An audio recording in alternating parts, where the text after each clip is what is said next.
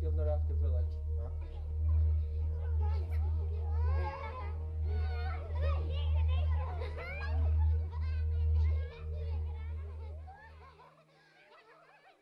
De fleste afghanere har knapt opplevd noe annet enn krig.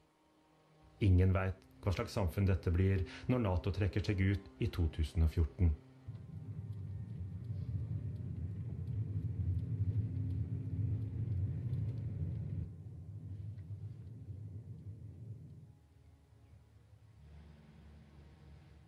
I slutten av oktober var Grete Faremo på rundreise i Afghanistan for å snakke om tilbaketrekkinga.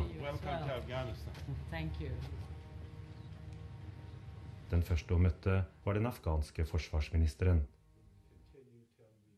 This is our country, and we should be the one who shall secure and defending it. And that's also the most sustainable way. So we will need the help of our friends and allies, and also including Norway, which has been a great friend.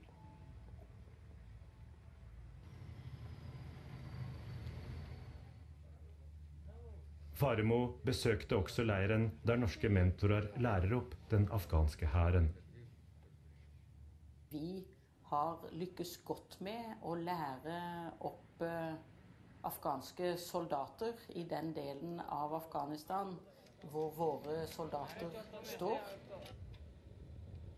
Det er denne type opplæring ansvarlige norske politikere skryter av. Norske militære skal lære afghanske analfabeter militær strategi og bruk av dyre, avanserte våpen. Språkproblemene er enorme.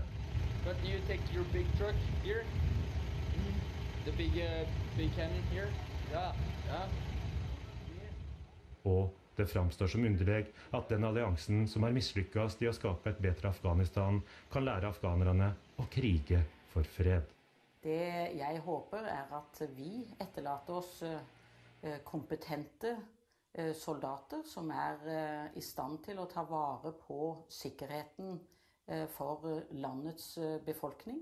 Se på sikkerhetsaspektet og det afghanske sikkerhetsaspektet, så er det tomme ord. De har enormt høye deserteringsrater, de har ingen evne til å finansiere seg selv. Den afghanske staten kan ikke betale sin egen hær, og kostnaden for hæren alene er 3 ganger så høy som det afghanske statsbudsjettet.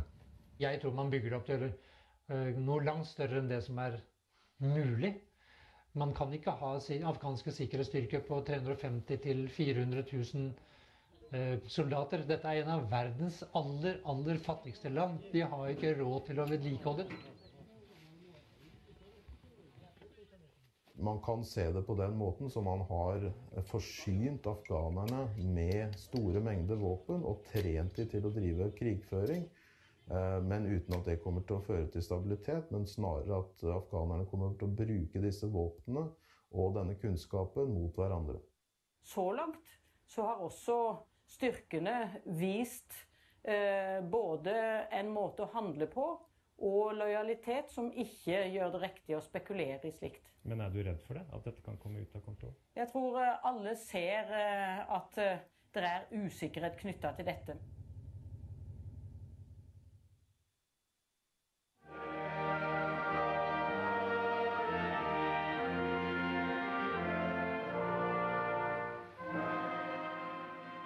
Julaften 2005. Forsvarssjef Sverre Diesen besøker soldatene i Afghanistan. Der møter han Trond André Bolle.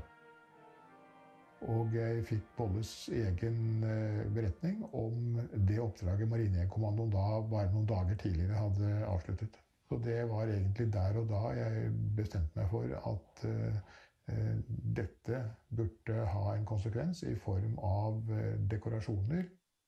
Det forsvarssjefen tenkte på var krigskorset med sverd, som så langt kun var delt ut til helter fra 2. verdenskrig. Forslaget var omstridt.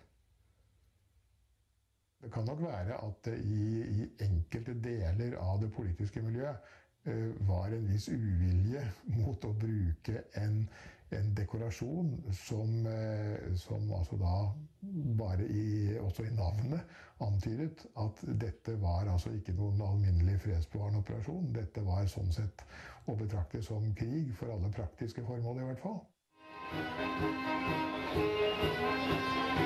Først 6 år etter var det klart. Regjeringa valgte symboltunge 8. mai til helteseremonien, der Trond Bolle fikk medalje etter sin død. Jo, jeg synes det var på tide at han fikk det. Men det var jo bare synd at han skulle ha vært i liv og tatt imot som sjel. Men sånn ble det ikke.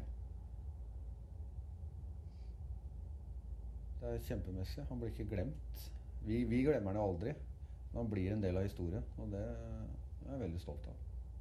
Men skulle heller ønske han ikke var noen krigshelt og hadde den i live.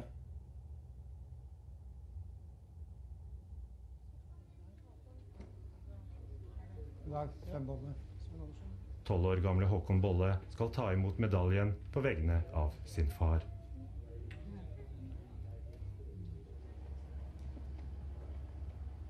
Nå har vi en veldig stor dag i dag, for å ikke minst hedre faren din.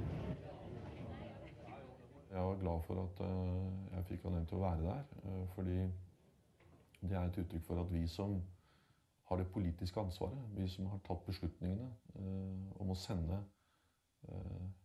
soldater til Afghanistan, også skal vise at vi hedrer, setter pris på og anerkjenner deres innsats.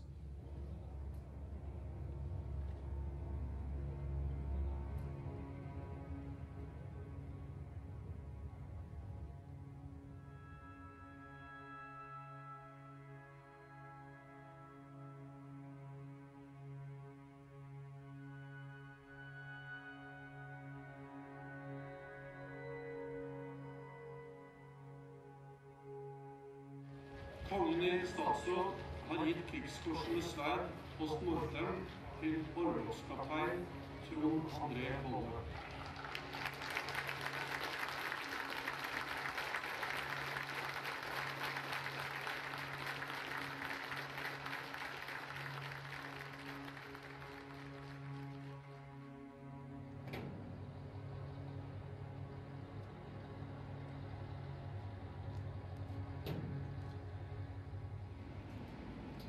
I 10 år har Norge og andre NATO-land kjempet mot ulike opprørsgrupper i Afghanistan. I løpet av de 10 åra har stadig mer av innsatsen gått med til å beskytte seg selv. Norge har hatt opp mot 500 soldater i Afghanistan over lang tid, men det er mindre enn 100 av de soldatene som har hatt noen operativ rolle utenfor egen leir, utenfor opprettholdelsen av sin egen sikkerhet og av sin egen forsyning. Det store spørsmålet er hva Norge har oppnådd ved å sende soldater til Afghanistan. Grunnleggende så synes jeg våre soldater gjør en god jobb. Har det bidratt til et mer fredelig Afghanistan? Det mener jeg, ja. På hvilken slags måte da? Ved at de har kunnet bidra til økt sikkerhet for den jevne afghaner. Bidra til en situasjon hvor de altså kunne fortsette med sine hverdagslige ting, skolegang, arbeid, der hvor de bor. Jeg har vært til stede på et utall overoptimistiske vurderinger av hvordan det nå går. Det er veldig sjelden jeg har vært til stede på briefinger eller orienteringer som forteller at nå går det dårligere. Men det vi jo har sett fra 2006-2007 og frem til nå, er at det er jo det er litt vanskeligere. Fra år til år. Kanskje burde vi ha stukket fingeren i jorda og sagt til oss selv, vel, det går vel ikke så bra da. Jeg tror det er viktig for å kunne greie å forme en politikk som faktisk fungerer. Jeg tror det skal veldig mye til at ikke borgerkrigen fortsetter i Afghanistan etter at norske og andre styrker er ute. Vi håper jo at vi har bidratt sammen med det internasjonale samfunnet til å skape et mer demokratisk, et mer sosialt rettferdig Afghanistan enn til Afghanistan vi så i 2001. Jeg synes jo det er ganske håpløst. Når jeg nå igjen for noen uker siden hørte det samme som jeg hørte for 2-3 år siden, hvor man sier at angrepet med veibomber, selvmordsbomber osv. er et tegn på at Taliban er desperat og svak. Det samme hørte vi nå for noen uker siden i forbindelse med de siste angrepene i Kabul. Det er jo ikke slik det er. Taliban er en alvorlig trussel, og mer alvorlig enn den var i forfjor og året før.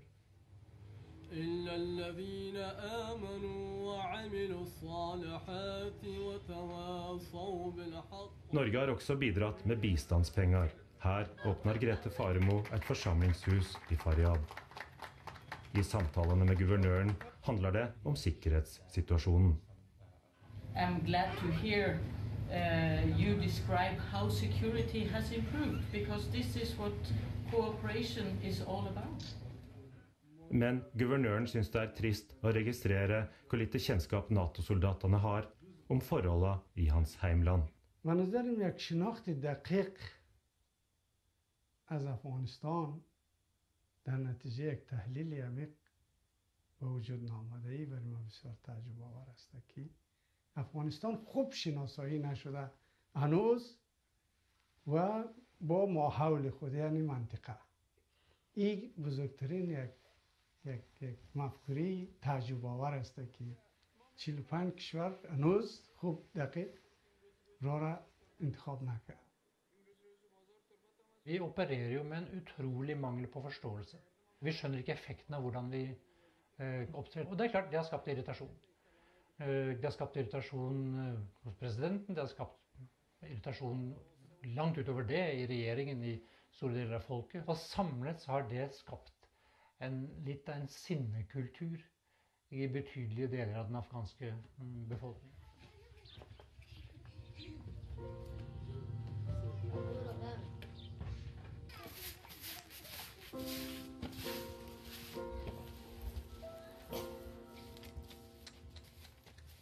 Kal Mohammad og fetteren Mirwais bor sammen med 11 søsken og søskenbarn nord for Meymaneh.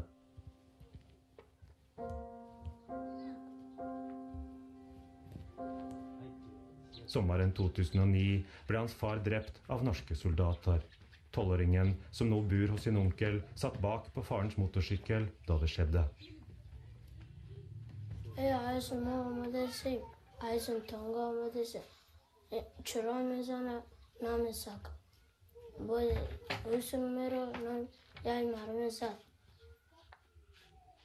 Karls onkel kom rett bak på sin motorsykkel. Soldatene oppfattet situasjonen som trugende og skaut.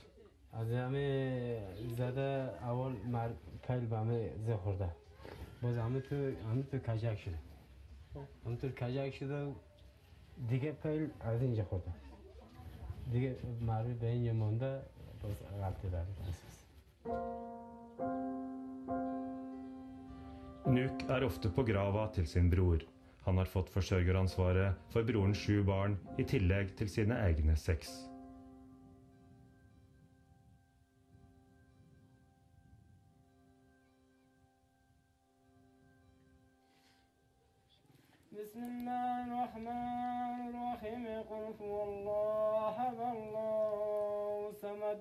I den afghanske kulturen er det forventet at den skal ta hevn. واسه قدرت ما بودی اگر برای دولت افغانستان واسه کشیدی قاتل ما رو دست ما دادی ما قصد خدا میگیرم دولت افغانستان هم واسش نمیکشید واسه خودم یک بیازی نمیکشید که نمیکشید اگر از فامیل افغانستان بودی از افغانستان بودی ما قصد خدا میگیرم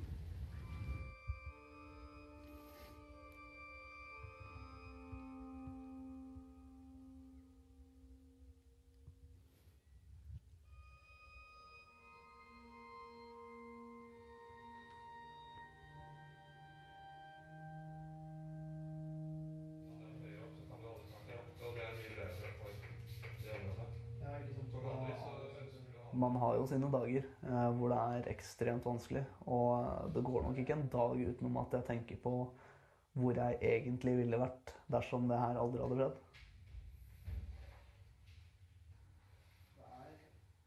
De som legger ut veibomber, de gjør nå vel bare det de kan gjøre for å yte motstand. Og hadde jeg vært i vedkommende situasjon, så kan det jo godt hende at jeg også hadde gjort det samme. De er krigere, og vi er krigere. Og i en slik situasjon så bruker du de midlene som er deg tilgjengelige for å kunne påføre fienden tap. Jeg har tenkt mange ganger, er jeg bitter på han som lagde minnet til Trond? Nei, jeg er ikke det. For at han forsvarer landet sitt. Det var jo sånn med oss under krigen. Vi gjorde akkurat sånn som han, det samme han.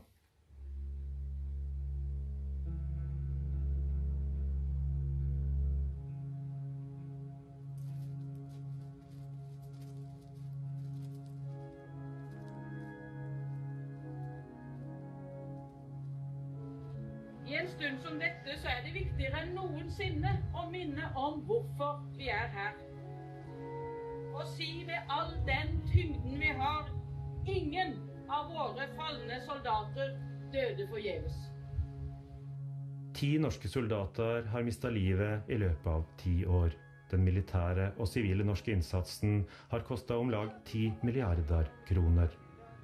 Minst 30 000 afghanske sivile er drept, og ingen aner hvor mange opprørere styrkene har likvidert. Ja, det føres det ikke statistikker for, og jeg ser ikke det heller riktig. Utgangspunktet vårt er å være med på å beskytte sivile i Afghanistan. De første norske soldatene som kom til Afghanistan ble mottatt som helter. Soldatene har forsøkt å vinne afghanernes hjerte og sinn, blant annet ved å dele ut radioer.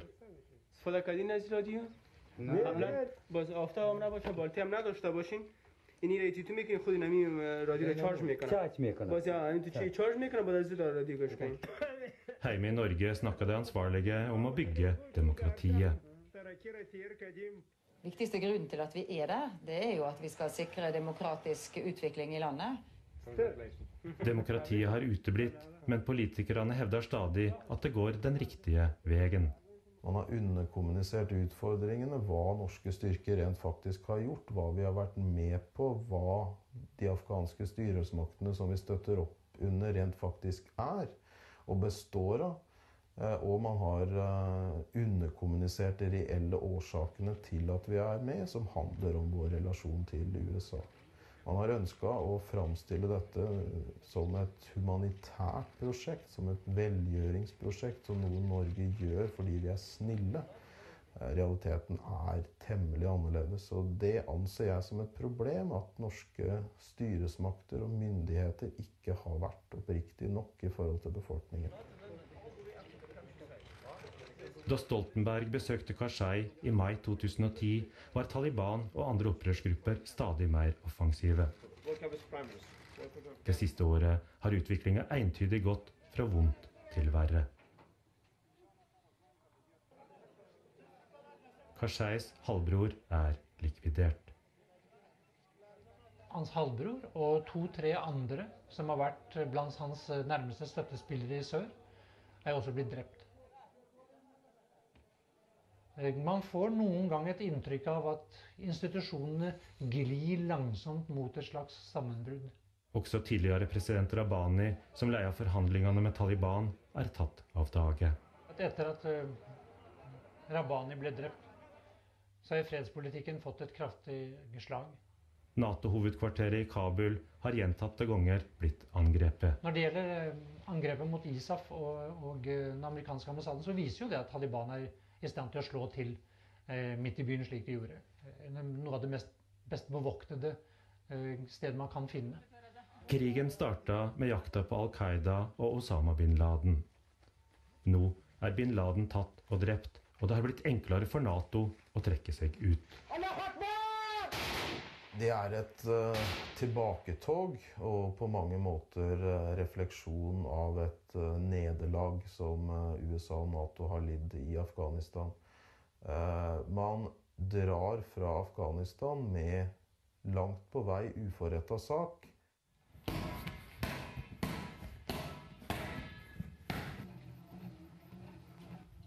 Hvis vi trekker oss ut, så har jo alle parter tapt.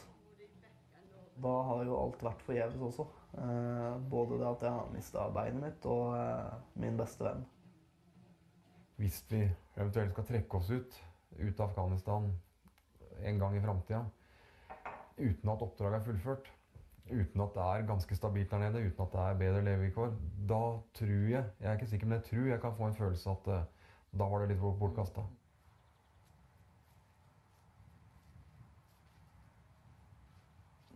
Jeg kan si med hånda på hjertet at jeg sitter ikke igjen og kjenner meg bitter, eller kjenner at han skulle aldri ha vært der nede, og vi skulle aldri hatt soldater der nede.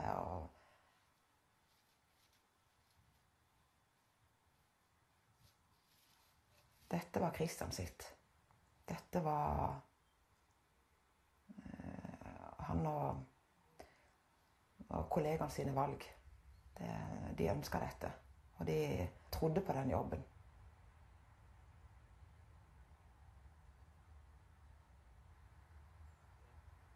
Vi har vært her i 10 år. Det har ikke skjedd noe særlig.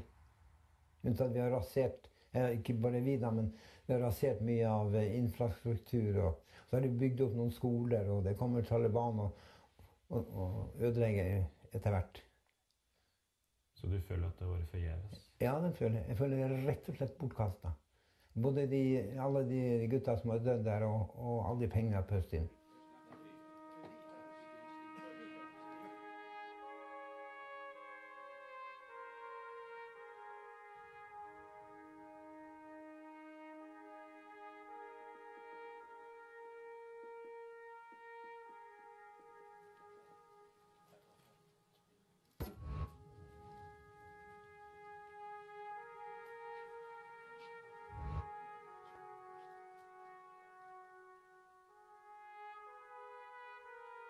På denne plassen vil de falne alltid minnes med respekt og ære for jobben de gjorde, for de gode menneskene de var, og livet som de ga.